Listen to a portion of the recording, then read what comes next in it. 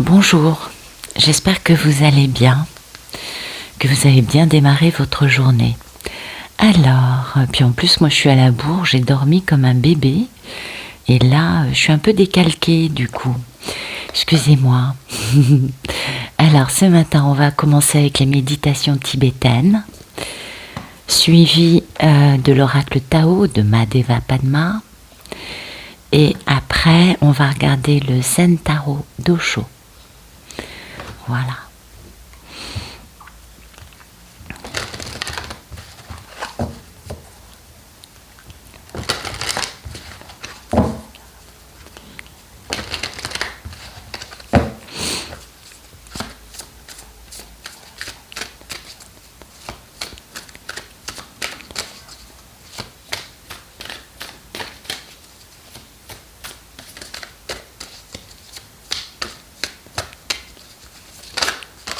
Ok.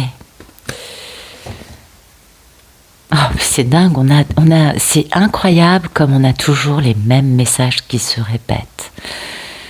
Il y a beaucoup de cartes dans ce jeu et en fait, on a tout le temps les mêmes messages, je trouve. Alors, l'état d'esprit de ce jour, avec les mains ouvertes comme une fleur de lotus qui vient de s'ouvrir dans un joli lac, et avec des mots de prière mélodieux, permettez-moi de saluer les Bouddhas avec dévotion, sous toutes leurs enveloppes corporelles, m'imaginant en train de me tenir devant eux. Ben oui, c'est cette notion de gratitude, de sagesse, de sérénité, de tranquillité, de paix intérieure, de voix du milieu. Et ça, c'est vraiment... vous savez, chaque maître ascensionné a une spécificité. Bien, Bouddha, sa spécificité, c'est la sagesse, c'est la paix intérieure. Et donc on est dans cet état d'esprit, c'est plutôt pas mal, je trouve. Oui. Et aujourd'hui, puissent tous les êtres doués de sens faire sans cesse des offrandes à tous les Bouddhas, et puissent-ils être constamment joyeux avec la béatitude inconcevable des Bouddhas. Ça, on l'a souvent, elle revient très souvent. C'est vraiment une carte qui nous rappelle bien de rendre hommage à nos merveilleux maîtres ascensionnés. Eh oui, de les remercier, d'avoir beaucoup, beaucoup, beaucoup de gratitude pour eux, d'être dans une posture de reconnaissance, d'infinie gratitude, de tranquillité, bien sûr. Pas de stress là-dedans, on s'en doute bien. Mais et du coup d'avoir cette capacité à être dans une joie. La joie, pas la joie égotique, non, non, non, non, non, non, cette joie légère qui est dans notre cœur et qui fait qu'on se réveille avec le cœur léger, vous voyez, avec de la spontanéité. C'est-à-dire que, vous savez, la plus grande sagesse, oui, c'est d'être dans cette voie du milieu, mais d'avoir aussi retrouvé ou cultivé, ça va dépendre de chacun, bien sûr, en tout cas d'avoir cette innocence dans le cœur, d'être un enfant. C'est beau, c'est important. Et c'est cette joie innocente dans le cœur qui est un taux vibratoire très très très élevé et qui nous permet d'être vraiment très en haut et de pouvoir rester stable dans une sérénité compacte et sans fissure, vous voyez, quelque chose de posé, qui bougera pas comme ça par rapport à ce que la vie peut nous apporter comme coup de fil, message, rencontre, bla bla bla. Vous avez bien compris ce que je voulais vous dire. Excusez-moi, aujourd'hui j'ai un peu du mal, je crois que je suis encore un peu dans les bras de Morphée. Ouais. Est-ce que ça va? Oui, vous voyez les cartes, ok. Alors,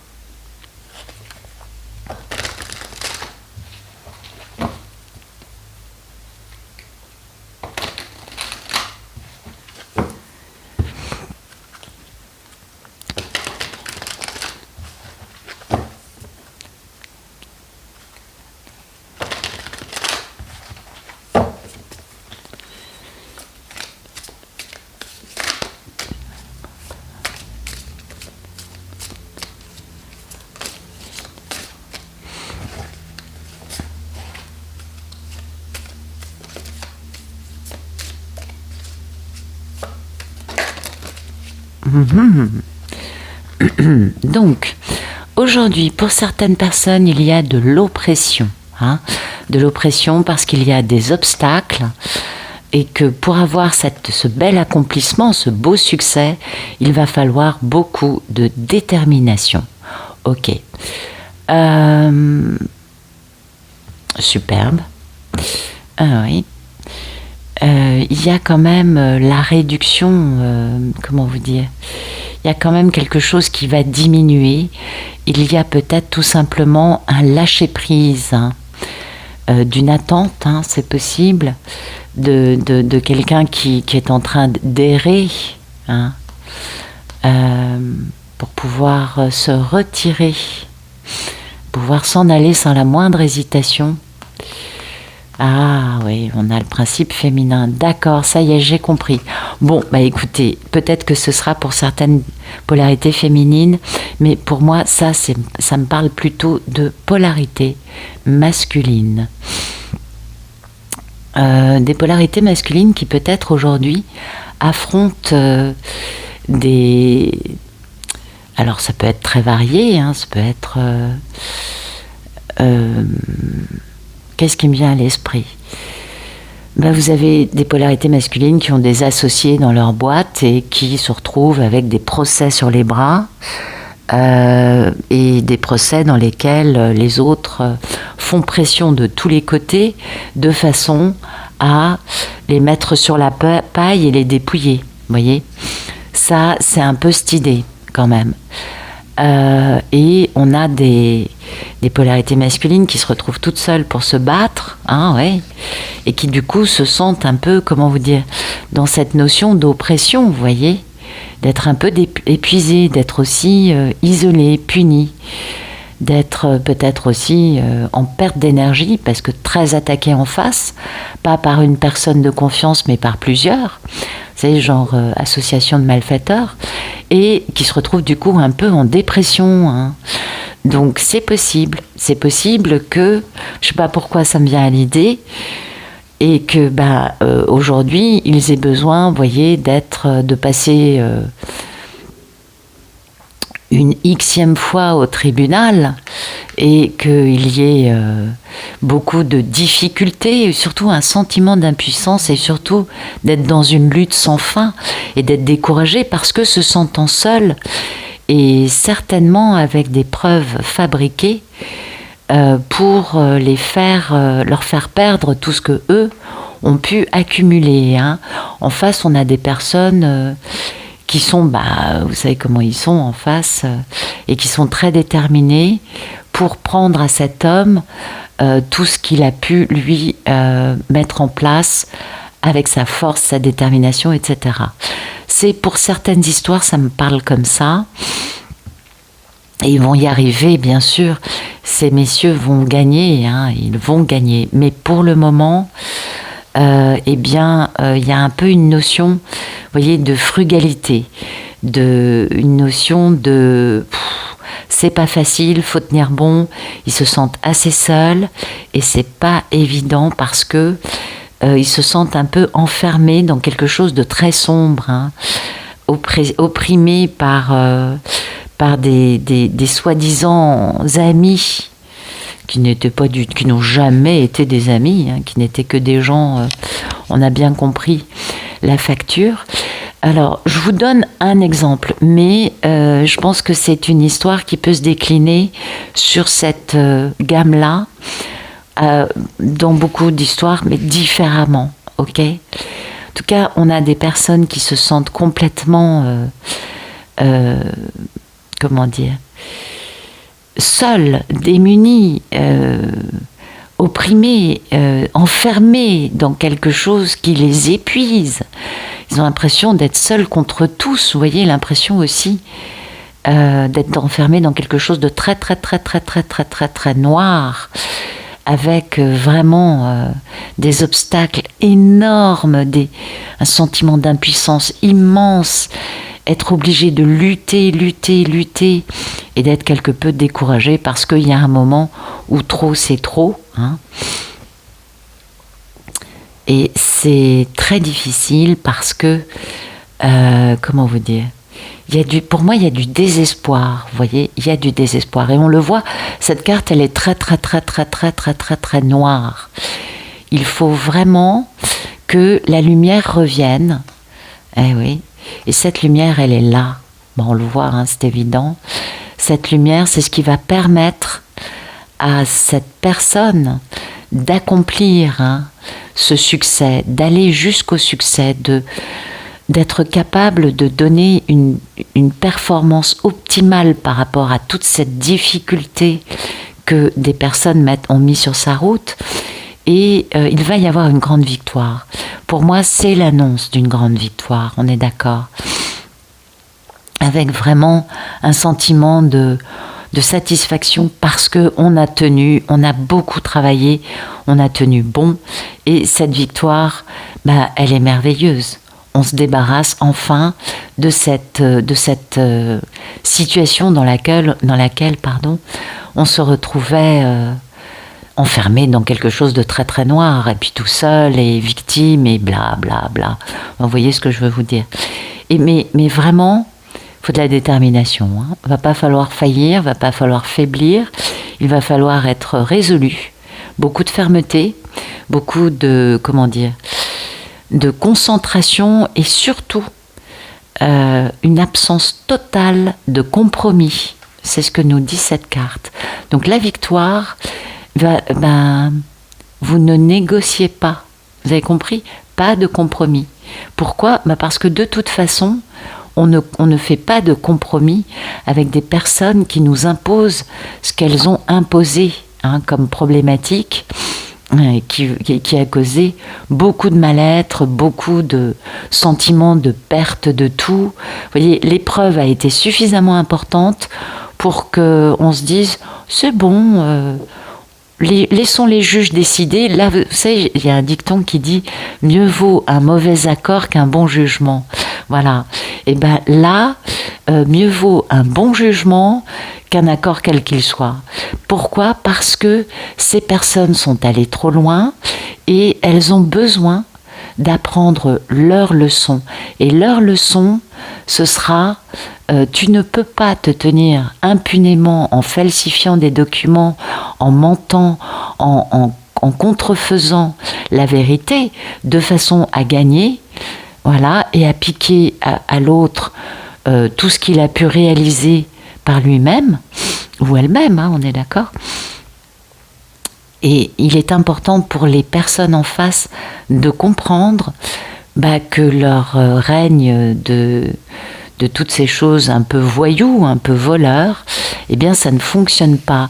Et c'est pourquoi on parle vraiment d'absence totale de compromis, c'est-à-dire on ne négocie pas avec ces gens-là, on ne leur laisse rien, on prend vraiment...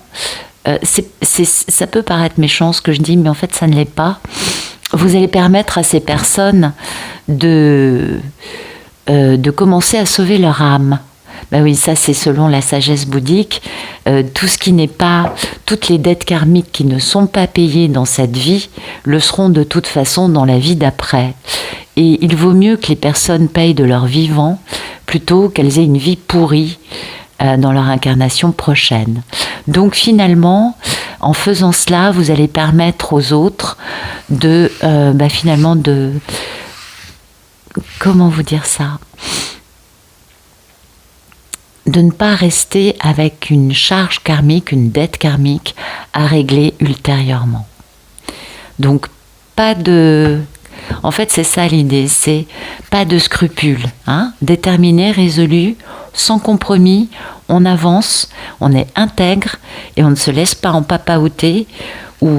Parce que, bien évidemment, après avoir créé tous ces drames et toute cette épreuve, etc., dès que ces personnes-là vont voir qu'ils sont en train de perdre, oui, bien évidemment, qu'est-ce qu'ils vont faire ? Ils vont demander oui, mais nanani, nanana, vous savez comment ils peuvent être. Et face à ces gens-là, il ne faut pas les écouter. On reste inébranlable. Certes, il y aura une mise à l'épreuve, et l'histoire en elle-même a été une grande épreuve. Il y a une grande mise à l'épreuve, mais il faut rester intègre envers soi-même. hein, face à des gens qui ont créé cette problématique avec des difficultés totalement inattendues, des obstacles incroyables, des choses vraiment qui ont été très loin, pas de pitié. J'ai envie de vous dire ça, je sais, c'est pas, mais c'est un peu l'idée. Et l'état d'esprit, c'est d'être ingénieux, hein, de savoir réduire ses paroles, vous voyez, d'être dans quelque chose de discret, de léger, de restreint, surtout on ne montre pas sa joie, sa victoire, etc. Non, on reste très, vous voyez, dans quelque chose de frugal, de discret, parce que c'est comme ça qu'on gagnera beaucoup mieux qu'en arrivant en imposant. Voilà, on va regarder un message plus dans la matière. Je sais pas, ça doit parler à certains d'entre vous, ce que je viens d'expliquer.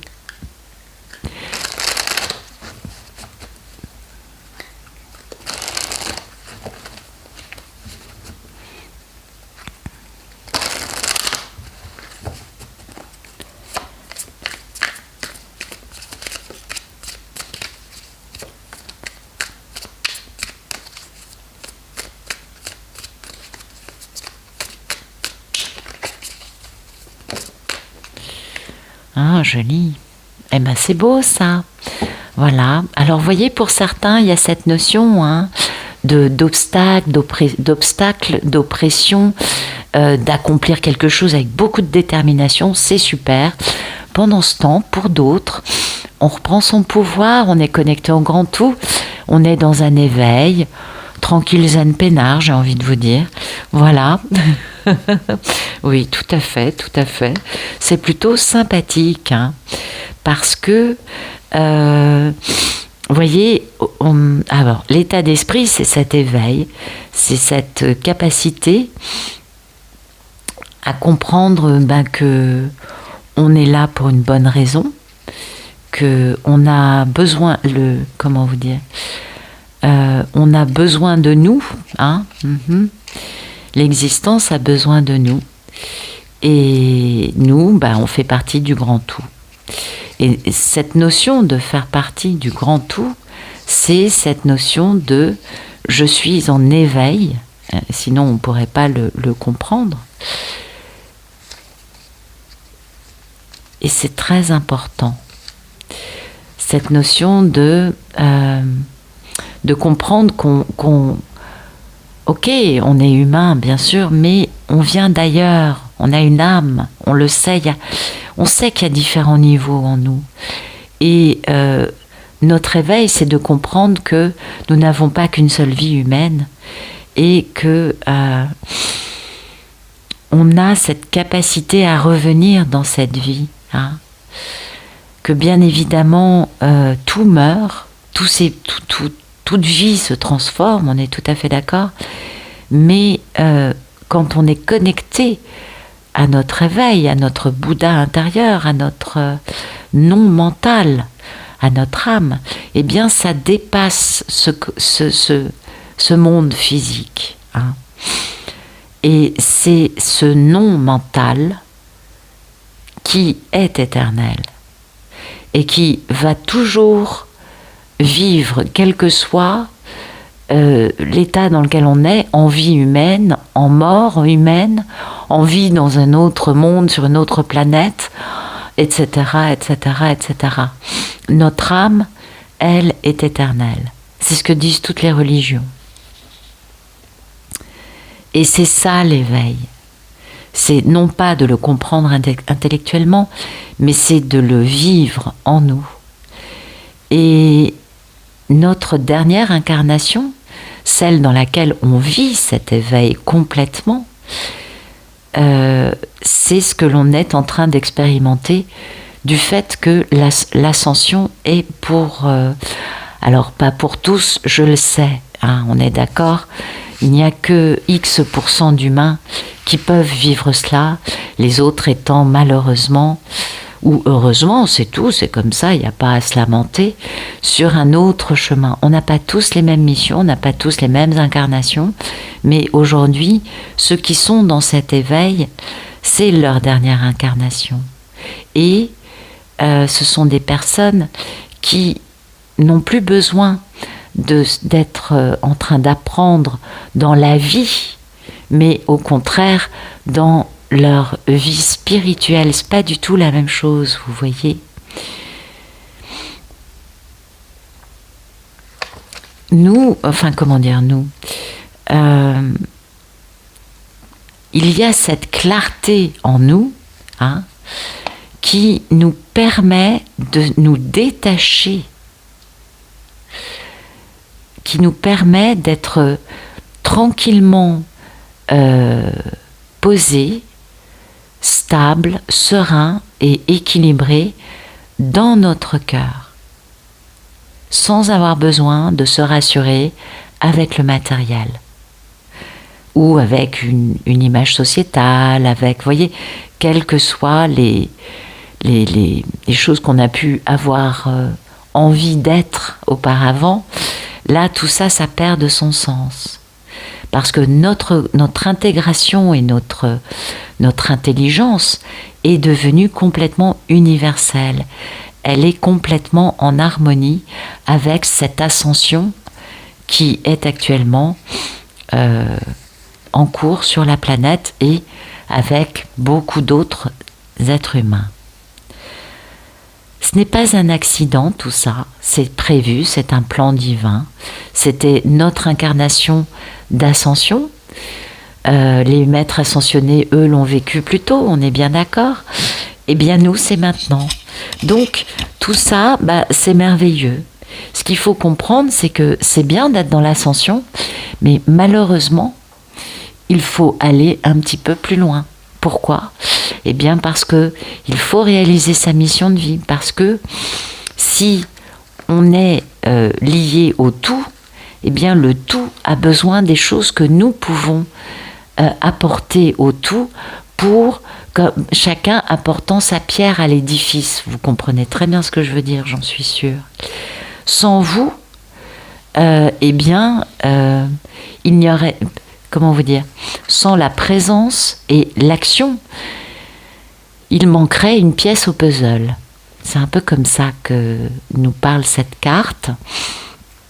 Et c'est pourquoi ça nous rappelle, si on est dans ce processus ascensionnel, c'est ce que nous demandent régulièrement les... C'est cette notion, si vous voulez, de ma vie est fluide et facile, et je fais partie d'un tout, et je suis complètement naturellement en train de suivre le courant, vous voyez, ou ma vie est compliquée, je me bats contre ça, je suis obligée d'être toujours en force. Vous voyez la différence de... Voilà. Dans l'une, c'est bien, vous êtes aligné avec ce que vous avez décidé de venir faire ici avant de naître. Et dans l'autre, c'est qu'il y a quelque chose à changer. Il y a quelque chose qui ne fonctionne pas. Et souvent, j'ai remarqué ça, moi-même je l'ai vécu, et je pense que beaucoup dans l'éveil l'ont vécu, tant qu'ils n'avaient pas lâché quelque chose de bien 3D, un travail, une façon de vivre, etc. Tant qu'on est dans quelque chose qui n'est pas aligné avec notre mission de vie, il y a des obstacles, on doit se battre, c'est une lutte, on est dans l'oppression, on est en contradiction avec notre travail, etc. C'est très très très très dur. C'est peut-être aussi ça que nous racontait ce jeu-là, hein. C'est peut-être aussi tout simplement des personnes qui vivent mal dans le travail dans lequel elles sont actuellement, parce que il n'y a que difficultés, obstacles et lutte avec un sentiment de « je n'en peux plus, je suis obligé de me battre sur tellement de fronts », alors qu'en fait, tout ce qu'il faut, c'est lâcher prise sur ce boulot et s'aligner avec sa mission de vie. Parce que ça aussi, c'est une réalité, et beaucoup de travailleurs de lumière, je pense à peu près tous l'ont vécu ou le vivent, c'est que si on ne réalise pas notre mission, eh bien, la situation devient corsée. Ah oui, c'est exactement ça. Donc voilà, c'est ce que nous disent ces cartes, c'est que la seule façon de vivre cet éveil en étant connecté au grand tout et en étant complètement épanoui, en en reprenant son pouvoir, c'est d'aller vers notre mission de vie et de lâcher les situations qui ne sont pas alignées avec nous. On va voir un autre message. Ok. Ben oui. Ben voilà. C'est que des arcanes majeures, donc c'est vraiment important, vous voyez. C'est le timing divin, hein, de se défaire une bonne fois pour toutes, oui, vous voyez, avec la compréhension, de comprendre que on a été conditionné, mais que ce conditionnement, ce n'est pas nous. Notre véritable nature va au-delà du conditionnement dans lequel on est. Conditionnement qui devient toxique à un moment, hein. Et oui, c'est terriblement toxique, c'est la carte du diable, donc plus toxique que ça, difficile. Et c'est la carte de l'ego, vous voyez, et il est temps, hein, c'est le timing divin, enfin, de faire bouger tout ça, et de bien comprendre que, faut bouger, faut avancer, et l'important c'est de se pardonner, de se réconcilier, parce que c'est ça, cette notion de ça, vous savez, c'est la compréhension. De se dire que on n'est plus emprisonné, c'est la prise de conscience aujourd'hui, c'est cet état d'esprit de se dire, bon, maintenant, je peux ouvrir mes ailes, je peux voler de mes propres ailes. Je ne suis pas obligée de m'agripper au barreau de la cage dans laquelle le conditionnement sociétal, ma névrose et autres manifestations de type humain, hein, m'ont enfermé. Je peux déployer mes ailes, je peux bouger. Et le reste est secondaire, ok ? Mais aujourd'hui, l'idée, c'est de changer, vous voyez, de sortir de cet étouffement, de cet enfermement. C'est la même idée, hein, tout ça. Tout ça, c'est très intéressant, les messages se répètent.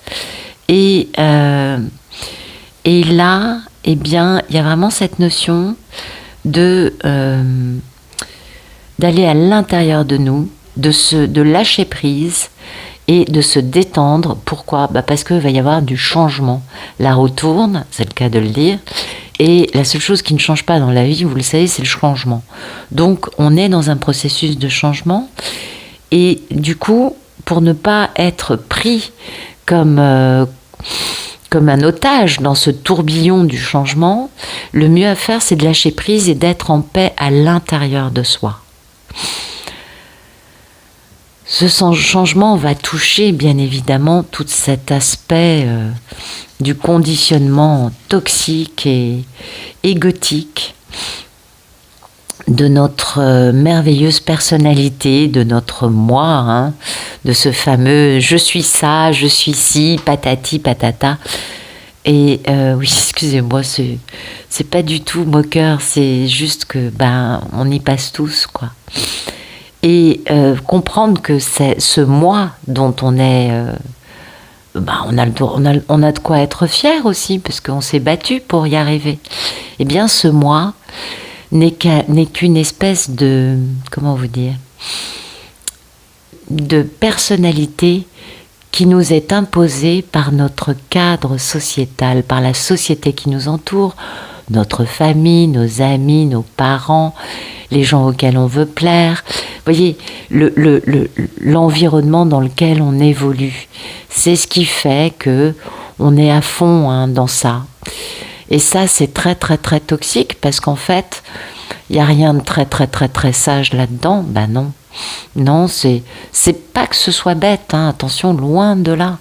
Mais c'est juste que ça ne permet pas à notre véritable personnalité, tessiture, nature, de s'exprimer de façon libre, fluide, sereine, épanouie. Et tant qu'on est dans cette toxicité de ce moi imposé par la société qui nous entoure, finalement, on ne trouve pas cette sérénité. Eh oui, la sérénité, elle, on la trouve plus loin quand on sort du conditionnement du monde qui nous entoure et que l'on va vers les choses qui nourrissent notre esprit, notre cœur, et surtout qui nous permettent de rester serein face à cela.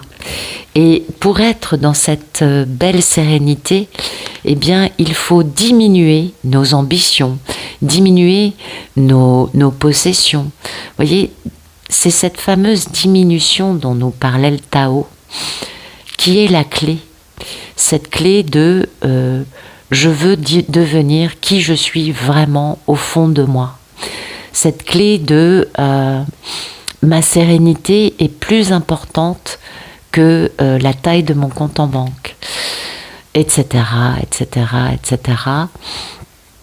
En gros, pour faire simple, aujourd'hui, eh bien, on nous rappelle les choses qui sont importantes, ouais. Et on nous rappelle que l'important, c'est de sortir de la prison dans laquelle l'ego, la société, l'ambition, ce que l'on veut réussir, qui on veut être, nos masques, etc., la réussite, nous ont enfermés. Et en nous libérant, ça nous permet d'aller enfin vers cette sérénité. On est bien d'accord. Mais il va falloir lâcher des éléments qui nous empêchent tout simplement de vivre notre éveil de la façon la plus puissante qui soit. Pour chacun, bien sûr, à sa mesure, on est d'accord. Ok. Bon, écoutez, les messages étaient assez intéressants, je trouve. J'espère que ça vous aura parlé et que ça vous aura plu. Je vous remercie pour votre présence et vos messages adorables. Je vous souhaite une bonne journée.